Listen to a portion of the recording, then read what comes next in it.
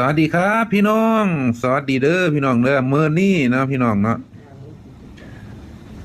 ไปพ่อเหรียญนี่มาถือว่าสุดยอดนะครับมันมีคนมาขอซื้อ5 ล้านบาท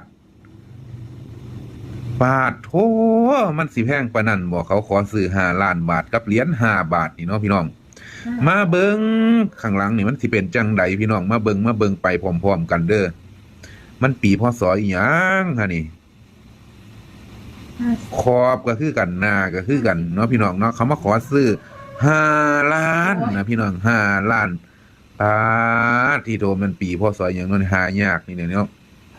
หายากอีหลีเด้อพี่น้องเคยเห็นบ่ปัดโธกวน